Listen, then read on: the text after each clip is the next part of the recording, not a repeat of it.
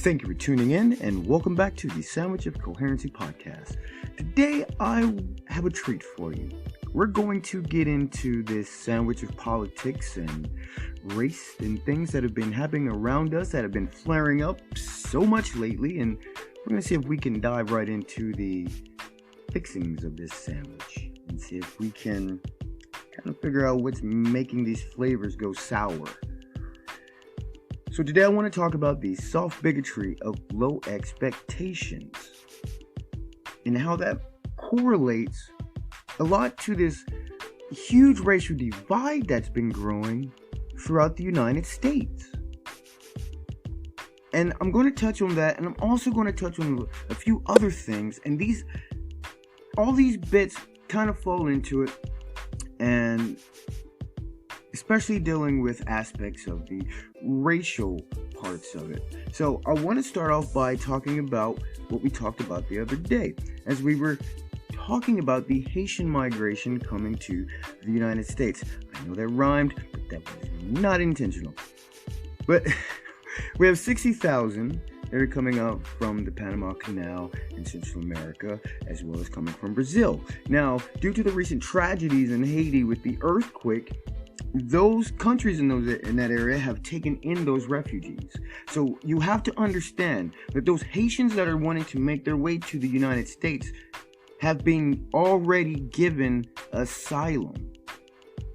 But to them, well, the grass just isn't green enough, which is why they're saying such things as, we have a right to be in the United States. They see that the United States has such green pastures that they want to come be a part of that. But if you listen to a lot of American citizens here, well, this is the most racist country in the world, despite the fact that Africans seem to be one of the most prosperous and most prominent small income business owners in the United States, in a country where they tell you every day that this country is racist against minorities. They don't like black people. It's impossible for people of color to get ahead. Yet you have people coming from around the world who have literally nothing but the clothes on their back, and somehow in this racist country, in less than 5 to 10 years, they own multiple businesses. I'm going to give you another example. We're not going to go into the details of the illegalities of her application for status in the United States, but let's talk about Ilhan Omar, who was a refugee from one African country, she fled from her own home because of the violence into another, and then fled to the United States. And now she sits in the U.S. Congress and has the nerve to say that the United States is one of, if not the most racist country, and it hates black people. Please explain to me how that works. They're so racist, they made you a congresswoman. To show how racist they are, they put you into one of the highest offices in the land. Now, I don't know about you, but I'm going to tell you, I'm going to help people to understand why this is so important. There's not a lot of countries in the world where you can go as a refugee and end up in the highest offices of their country.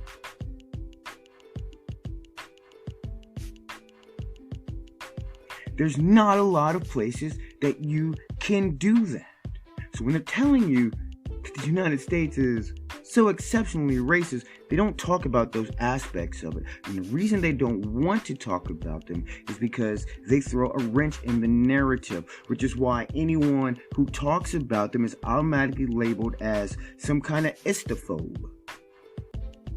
Because how dare you disagree? Low bigotry, the soft bigotry of low expectations. Your current president, Latinos are very diverse. They have a lot of diversity and they think in many different ways. Same guy. Black people vote one way. Black people think one way. They only have one mindset. So apparently the way it's looked at is everybody whom is considered black has to think a particular way. Even though he may have lost in the recall election,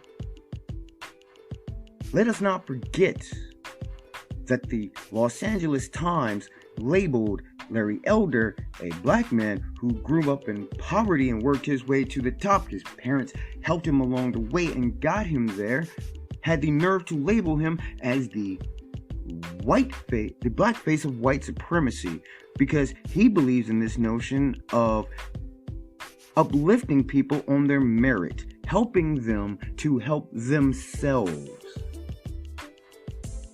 That guy is a white supremacist. Rather, how about, let's see, Connerly? I believe is his name. Yes, that is his name. Ward Connerly is actually his name. Now, who is this guy? You're actually wondering. So let me help you out. Ward Connerly, that is a civil rights leader. Now, this guy has been called by many on the left over the years as a racist, throwing out terms as basically labeling him as a traitor to his race. More or less the same platitudes that are used against Larry Elder are similarly used against Mr. Connerly. Now, when you understand whom exactly he is, you realize that to say such things really resounds the ignorance of the person that is saying it. So, we're talking about a guy that was born in 1939 in Louisiana. Now, anybody who knows anything about places like Alabama, Louisiana, Mississippi in the early 1900s, being black, it was not the best living you could have. That was not the safest place to be. Especially when you have the Klan and things like that. So, the reason he is important is because he is the one who is responsible for getting Prop 206 in California passed, which threw away discrimination, added to the Civil Rights Bill of California. Now, so Prop 209, it's 209, I apologize about that, not 206, but Prop 209, which amended the California Constitution, prohibits government institutions from considering race, sex, ethnicity for government jobs, for anything that's coming from the government itself. You cannot discriminate based on any of those things. Religion, all of it. We all know it. You filled out an application before, you've seen it, you know what it looks like, you know what it says. Well, keeping that in mind, we have California proposing Prop 16. Now, Prop 16, which was sponsored, co-led by Shirley Weber, mind you, a black woman, aimed to get rid of Prop 209. Because as she put it, well, things just aren't going the way we want them to go. And we should be allowed to discriminate the way we want to discriminate. So we can discriminate, let's keep it real. We want to discriminate against white people so that we can uplift certain groups that we want to uplift. So,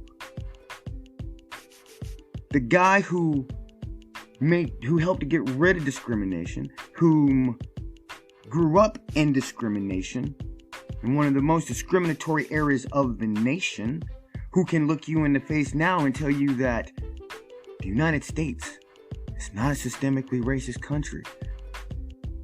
We don't live in a racist country as people would have you believe. That guy.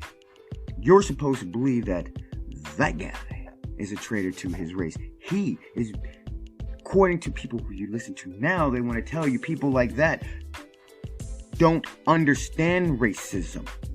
They don't know what it's like to deal with racism. You've got to be a real piece of shit to really think in your mind that you're suffering through something worse now than the people who went through the civil rights movement. Because I can tell you now, those people that were living then would have traded places with you in a heartbeat. Because many of the people who call themselves woke now, who want to sit out, this is racist, that is racist, this is racist, that is racist. You've never, ever had to go to a blacks only water fountain. Yeah. Maybe I'm mistaken. Maybe somewhere in the United States, in some podunk town, somewhere, somebody can tell us where there is a whites only or a blacks only water fountain. I'd really like somebody to help me understand at which point over the past decade were police departments in the United States hosing down black people protesting. Maybe the past 20 years? 30 years? Let's try 40 years.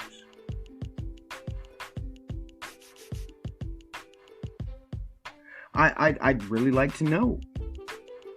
Now, the reason I brought up the discrimination part of this, as far as Prop 16 wanting to bring back discrimination, and I'm going to circle back to this, but what I want to jump to is what happened in Washington. Now, they've since changed what they were, their whole idea of what they were doing, but there was, and last year it came out that there was a school system in Washington State that made this decision to label Asian people as white people. Now you're probably wondering, like, well, really? And I have to tell you that, yeah, that's true. You did have a school system out in Washington that labeled Asian people as white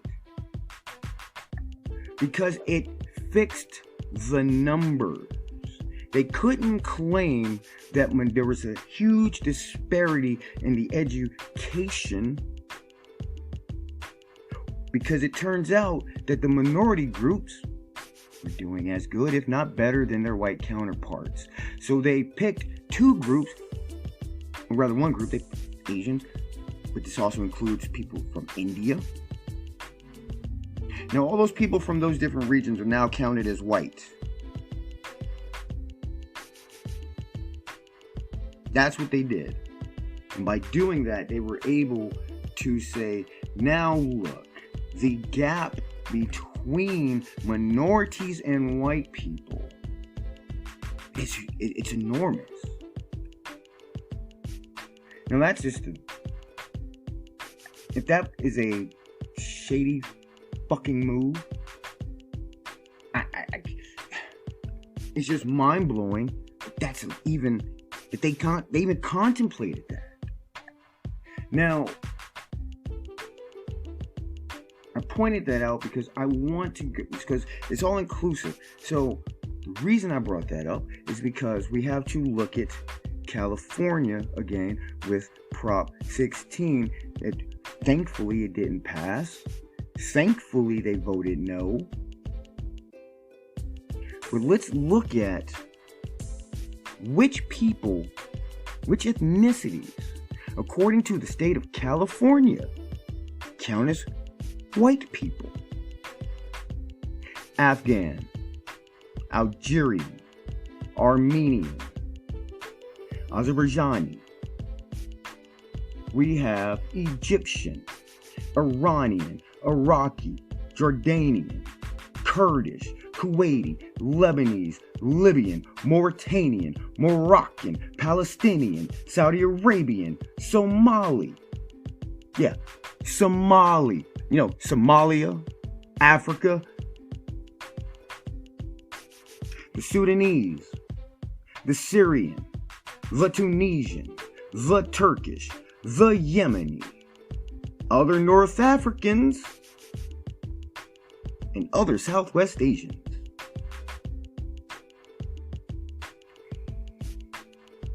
Now, just so you know, that also includes Northern Africans. This is according to the University of California. You can find this at universityofcalifornia.edu. What I just read off to you was a list that California deems as white people.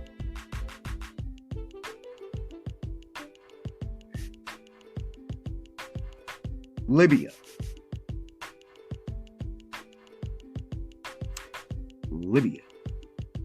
Now, I don't know if any of you have ever seen the former leader of Libya, Muammar Gaddafi.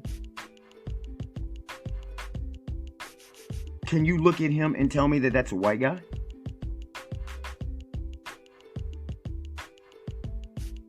So the reason they're doing this is because they're saying that everybody else, black people, Native Americans, and Latinos, just aren't smart enough. You aren't good enough. You're not productive enough. So in order to make, we have low expectations for you. So we're going to change the game so that you can feel special. This brings us to UCLA. And maybe you've heard about it, maybe you haven't, but you have the professor that's suing the university because he's the one who caught the bullet. Because during the Black Lives Matter protest last year, where they let's not dance around it, where they went on a fucking rampage. Don't tell me you didn't see the cities burning. Don't tell me you didn't see the looting. And I'll be damned if you're going to try and convince me or anybody that's worth his salt that they were doing it in protest of the George Floyd murders. Sorry that guy had to die. That was a very fucked up situation. Okay? Burning businesses, people's livelihoods, is not getting reparations. You understand that there was in Minnesota, they were building new housing for low-income families. It's about $2.5-3 million housing project that they were building. Well, they burnt that the fuck down too. They burnt down the grocery stores. They also attempted to they tried to break into and bring mayhem to a Ronald McDonald House.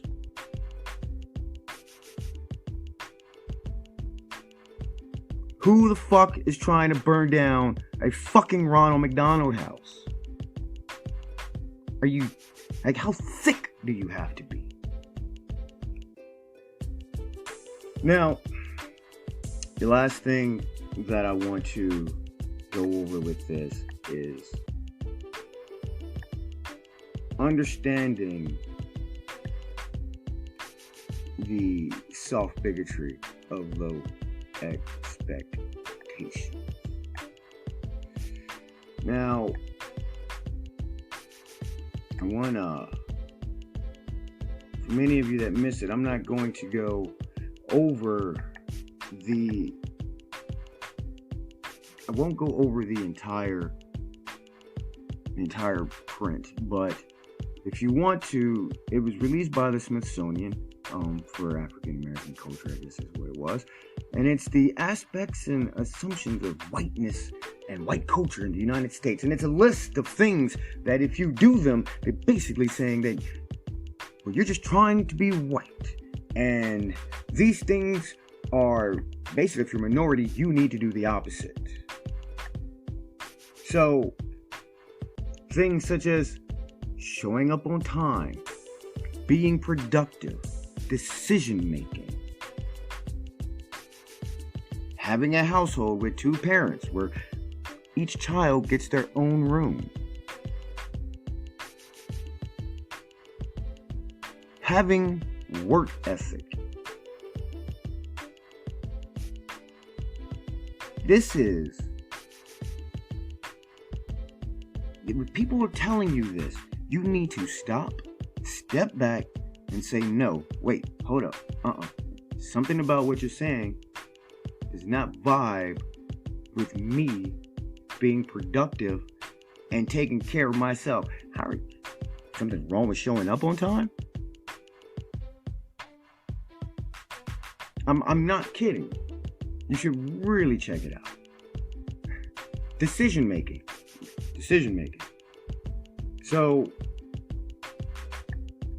this is the soft bigotry of low expectations. But I'm going to go ahead and cut this short. We don't want to run on too long. But I hope you think about the things that I've said and just go ahead and look them up. Make your own decision about this. You don't have to believe me. You can take any of the words I've said and you can search them and you'll find I'm telling you the truth.